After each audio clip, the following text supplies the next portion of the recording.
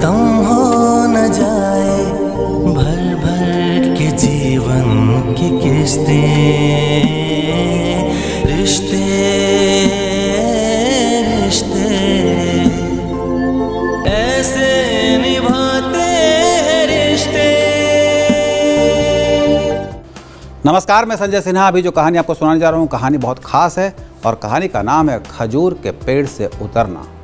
कहानी छोटी सी है पर मर्म बहुत गहरा है। संजय सिन्हा का मानना है कि ज्ञान जहाँ मिले अर्जित कर लेने में कोई बुराई नहीं होती। तो आज की कहानी सुनाने से पहले आपको बताऊंगा शर्मा जी के बारे में। शर्मा जी एक मेहनती व्यक्ति हैं, खूब काम करते हैं, पर कल वो बता रहे थे कि संजय जी सब काम ठीक चलता है, कंपनी में बॉस भी खुश रहता है, पर इंक्रीमेंट, सैलरी और अप्रेजल के समय पता नहीं क्या हो जाता है। अचानक काम छूटने लगते हैं, टारगेट पीछे रहने लगते हैं और इसका सीधा असर तरक्की पर पड़ता है।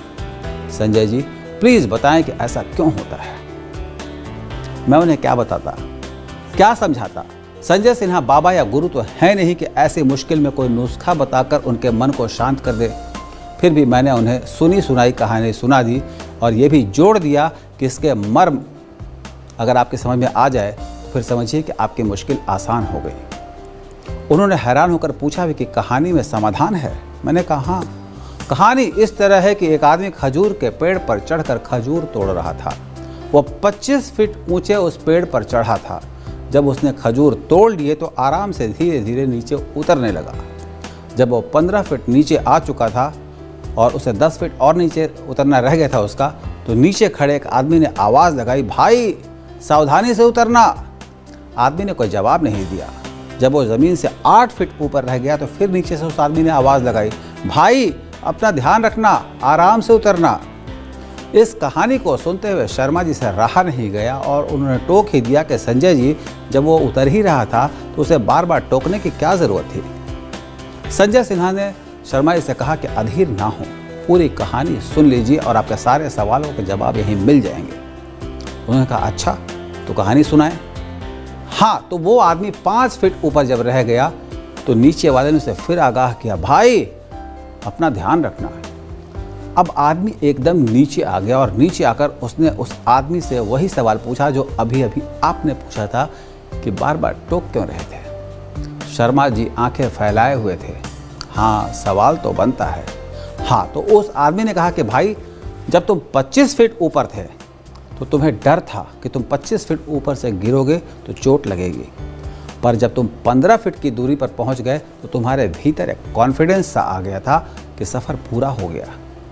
पर सफ़र पूरा हुआ नहीं था। तुम अभी 15 फीट ऊपर थे। जब तुम 8 फीट ऊपर थे तो भी तुम उतरने में थोड़ी जल्दबाजी कर रहे थे।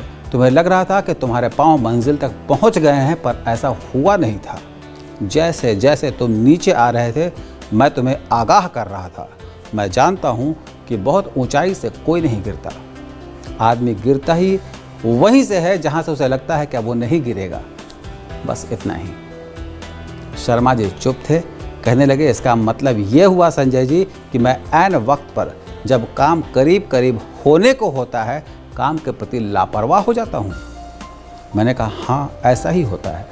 हम सभी अधिकतर मामलों में हाथी के निकलने तक तो सावधानी बरतते हैं, पर पूंछ के फंसने के अंदेशे से हम खुद को हमेशा मुक्त रखते हैं। शर्मा जी चले गए। जाते जाते कह गए कि कहानी से संदेश साफ मिल गया है। आगे से ख्याल रखूंगा कि 5 फीट की ऊंचाई पर भी सावधान रहना है। तब तक सावधान रहना है जब तक पाँव ज़मीन को छू न जाएं। उम्मीद है कहानी का मर्म बिल्कुल आप तक पहुंच गया होगा। और तो आज के लिए इतना ही। कल फिर आऊँगा नई कहानी के साथ। अभी अपने दोस्त संजय सिन्हा को विदा दें। नमस्कार। এই চ্যানেলটির প্রতি আপনার আগ্রহ আমাকে আরও উৎসাহিত করবে। ধন্যবাদ।